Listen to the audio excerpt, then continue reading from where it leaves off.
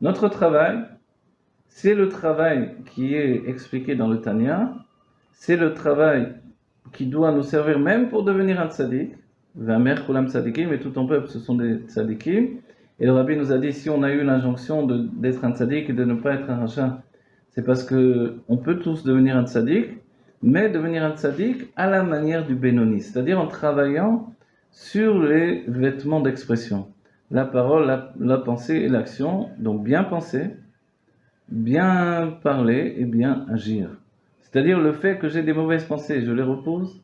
Le fait que j'ai envie de dire à quelqu'un ces 4 vérités, je dis au contraire des compliments.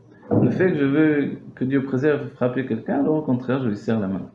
On va dire on est un parfait hypocrite, mais en fait, compte tenu que cette part de pensée qui vient m'habiter et qui m'entraîne vers le mal n'est pas ma pensée, ce n'est pas l'hypocrisie.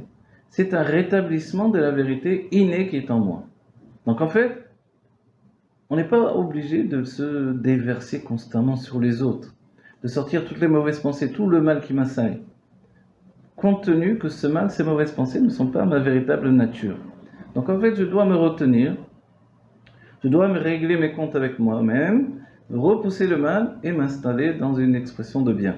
Comme dira le Rabbi Rayatz, un chassid, c'est du feu à l'intérieur et de l'eau à l'extérieur. C'est-à-dire, c'est vraiment le chesed qui s'exprime, la générosité, et comme je le répète souvent, le Rabbi a dit, il faut les oded, il faut encourager dans notre génération. Alors voilà, il faut encourager chacun, celle qui prend sur elle de faire chitat, bravo, il faut s'encourager, et il ne faut pas oublier, même si un jour on n'a pas fait, on se reprend, on se remet sur pied, on repart, parce que l'idée c'est de se dire, ah mais j'arrive pas à le faire correctement, ah mais j'ai loupé, alors j'abandonne. C'est pas comme Sfirat HaOmer. Non, il y a une kviout, une fixation de chaque jour.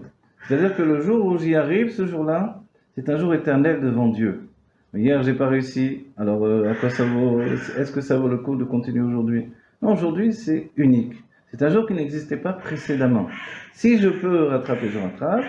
Et même dans le cas où j'arrive plus à rattraper, je me remets sur pied et je continue. Et même pour ceux qui chutent et qui n'y arrivent plus, qui s'empêtrent, qui, pour X raisons, les épreuves de la vie, etc., le travail, les enfants, tout ce que l'on veut, alors on chutait, dès que l'on peut à nouveau, on se remet en route, parce que cette fixation de la Torah dans notre quotidien, elle est essentielle. Elle fait que l'on devient indépendant. Indépendant dans l'âme, c'est comme de porter avec soi son bête midrash.